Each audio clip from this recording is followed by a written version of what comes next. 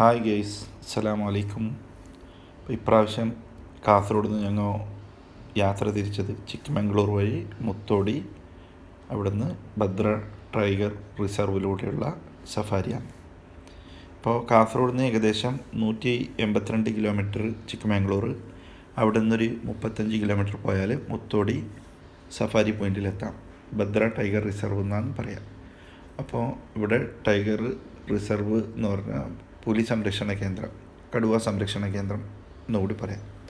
അപ്പോൾ ഈ Bhadra tiger reserve 2 പോയിൻ്റാണ് ഉള്ളത്. നമുക്ക് എൻട്രി പോയിൻ്റ് ഒന്ന് ലക്കൊള്ളി, ഒന്ന് മുത്തോടി. അപ്പോൾ ഞങ്ങളിപ്പോൾ പോകാൻ ഉദ്ദേശിക്കുന്നത് മുത്തോടി വഴിയാണ്. ഇപ്പോൾ രാവിലെ ഞങ്ങൾ ഇവിടുന്ന് യാത്ര ചെയ്യിച്ചിട്ട് വൈകുന്നേരമ്പോഴാണ് അടുക്ക എത്തിയത്. അപ്പോൾ 4 മണിക്കുള്ള സഫാരിയിൽ ഞങ്ങൾ പ്രവേശിച്ചു. അപ്പോൾ ഇവിടെ യഥാർത്ഥത്തിൽ ബസ് സഫാരിയും ജീപ്പ് സഫാരിയാണുള്ളത്. അപ്പോൾ ബസ്സിന് ഒരാൾക്ക് 500 രൂപ ചാർജ് ചെയ്യുന്നുണ്ട്, ജീപ്പിനാണെങ്കിൽ 600 രൂപ. ജീപ്പിൽ 6 പേർക്ക് യാത്ര ചെയ്യാൻ പറ്റും. ബസ്സിൽ കുട്ടികൾക്ക് 250 രൂപ കൊടുക്കണം. അപ്പോൾ ഞങ്ങൾ യാത്ര തുടർന്ന് നമ്മൾ ആദ്യം കണ്ടത് കാട്ടുപോത്തിനെയാണ്. കാട്ടുപോത്ത് ഒന്നല്ല, മരത്തിൻ്റെ അപ്പുറപ്പുറങ്ങളായിട്ട് ഒരു 10ഓളം കാട്ടുപോത്തുകളുണ്ട്. പിന്നെ ഒരു കാട്ടുപോത്ത് കാട്ടിലോട്ട് ഓടി മറിയുന്നതായിട്ട് കണ്ട്, പക്ഷേ ക്യാമറയിൽ ശരിക്കും അത് പതിഞ്ഞില്ല. അതൊരു ആൺ കാട്ടുപോത്തായിരുന്നു, നല്ല വലിപ്പമുണ്ടായിരുന്നു. പിന്നെ അവിടുന്ന് ഞങ്ങൾ യാത്ര തുടർന്നു. ഈ കാടിനെ കുറിച്ച് പറയുകയാണെങ്കിൽ സമുദ്രനിരപ്പിൽ നിന്ന് 1850 മീറ്റർ ഹൈറ്റിൽ സ്ഥിതി ചെയ്യുന്ന കാടാണ് ഈ ഭദ്ര ടൈഗർ റിസർവ്. ഇവിടെ പ്രധാനപ്പെട്ട മൃഗങ്ങളെന്ന് വെച്ചാൽ കടുവ, പുലി, ആന, മാന്, കരടി, പിന്നെ 250-ലധികം പക്ഷികൾ സ്പീഷസ് ഈ കാട്ടിനകത്തുണ്ടെന്നാണ് ഇവിടുത്തെ വാർഡനായിട്ട് സംസാരിച്ചപ്പോൾ അറിയാൻ പറ്റി. അതിൻ്റെ പിന്നിൽ കാണുന്നതാണ് കാട്ടുപോത്ത്. പിന്നെ അവിടുന്ന് ഞങ്ങൾ യാത്ര തുടർന്നു. അപ്പോൾ ഇടയ്ക്കിടയ്ക്ക് മൃഗങ്ങളൊക്കെ കാണാൻ പറ്റും, പക്ഷേ ക്യാമറയിൽ പകർത്തുന്ന സമയത്തൊക്കെ അവർ ഓടിക്കാട്ടിലേക്ക് മറിയും. അപ്പോൾ ഈ കാട്ടിൽ നമ്മൾ എല്ലാ കാട്ടിലും കാണുന്നതിനേക്കാളും വ്യത്യസ്തമായിട്ടുള്ള കാട്ടാടുകൾ ഒരുപാടുണ്ട്. കാട്ടാടെന്ന് പറഞ്ഞാൽ മാനുമല്ല ആടുമല്ല, ഒരു ചെറിയൊരു ഒറ്റപ്പെട്ട് കാട്ടിനകത്ത് സഞ്ചരിക്കുന്ന ഒരു ജീവിയാണ് കാട്ടാട്.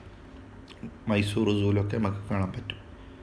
പിന്നെ ഇവിടുന്ന് യാത്ര ചെയ്യുമ്പോൾ ഒരുപാട് മയിലുകളെ കാണാൻ പറ്റി. പിന്നെ കൂട്ടത്തിൽ ഒരുപാട് കാട്ടുപോത്തുകൾ നല്ല സൈസായിരുന്നു. നമ്മളെ ലക്കൊള്ളി ഈ റേഞ്ചിൽ വരുന്ന, മുത്തോടി റേഞ്ചിൽ വരുന്ന കാട്ടുപോത്ത്. പിന്നെ ഭീകരനായ ഒരു ഒറ്റക്കൊമ്പനെ കാട്ടിൻ്റെ സൈഡ് നമുക്ക് കാണാൻ പറ്റി. പിന്നെ റോഡ് മുറിച്ചെടുക്കുന്ന കൊമ്പനെ കാണാൻ പറ്റി.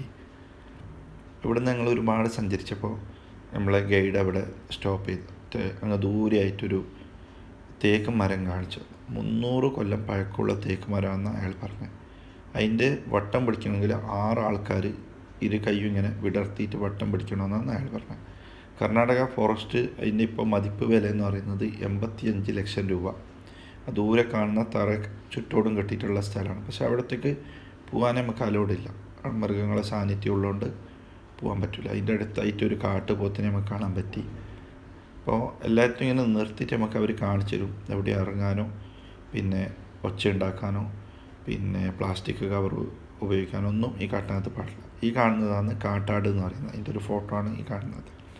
പിന്നെ അവിടെ നിന്ന് ദൂരെ സഞ്ചരിക്കുമ്പോൾ ആനനെ കാണാൻ പറ്റി കുറേ ദൂരെയായിട്ട്.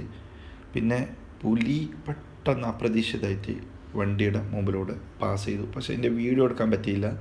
മറ്റുള്ള സഞ്ചാരികളിൽ നിന്ന് കിട്ടിയ ഫോട്ടോസിന് അതിൻ്റെ കൂടെ ആഡ് ചെയ്തിട്ടുണ്ട്. പുലി പെട്ടെന്ന്, അത് നമുക്ക് ക്യാമറകൾ എത്ര പെട്ടെന്ന് പ്രതീക്ഷിക്കാണ്ടാണ് പുലിനെ കാണാൻ പറ്റിയത്. പുലി ഈ പൊന്തക്കാട്ടിനകത്താണുണ്ടാകുന്നത്. അതുകൊണ്ട് നമുക്ക് കാട്ടുപോത്തിനെ കാണും പോലെയോ അല്ലെങ്കിൽ ആനകളെ കാണും പോലെയോ ഒന്നും പുലിനെ നമുക്ക് പെട്ടെന്ന് ക്യാച്ച് ചെയ്യാനോ വീഡിയോ എടുക്കാനോ പറ്റില്ല. കാരണം പുലി മനുഷ്യൻ്റെ സാന്നിധ്യം ഉണ്ടാകുമ്പോൾ അവർക്ക് സെൻസറുകളുള്ള പോലെ അവർ അവിടെ നിന്ന് പെട്ടെന്ന് മനുഷ്യൻ്റെ മണം അവർക്ക് പെട്ടെന്ന് ഐഡൻറ്റിഫൈ ചെയ്യാൻ പറ്റും. അപ്പോൾ മനുഷ്യന്മാർ അവിടെ അടുത്തെത്തുമ്പോൾ അവർ കാട്ടിൽ നിന്ന് മാറിപ്പോവും. ഭാഗ്യത്തിലാണ് വീഡിയോ ഒക്കെ കിട്ടൽ.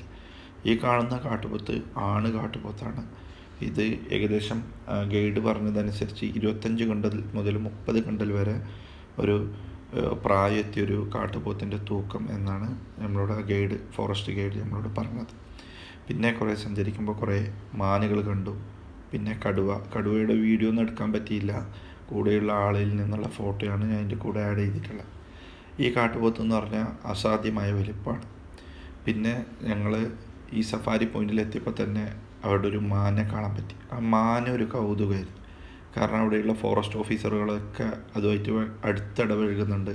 അവരെ കയ്യിൽ നിന്ന് ഭക്ഷണം വാങ്ങി കഴിക്കുന്നുണ്ട്. അവരതിനെ റാണി എന്നാണ് വിളിച്ചുകൊണ്ടിരുന്നത്. അങ്ങനെ ഫോറസ്റ്റ് ഉദ്യോഗസ്ഥരോട് ഇതിനെക്കുറിച്ച് ചോദിച്ചപ്പോൾ അവർ പറഞ്ഞു,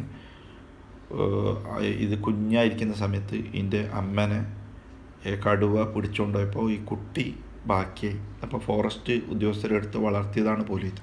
അതുകൊണ്ടാണ് ഇത്തരം മിങ്കിളായിട്ട് നിൽക്കുന്നത്. അങ്ങനെ 1.5 മണിക്കൂർ നീണ്ട ഞങ്ങൾ സഫാരി അവസാനിച്ചു. അപ്പോൾ എല്ലാ ദിവസവും രാവിലെ 6 മുതൽ 8 മണി വരെയാണ് രാവിലെ.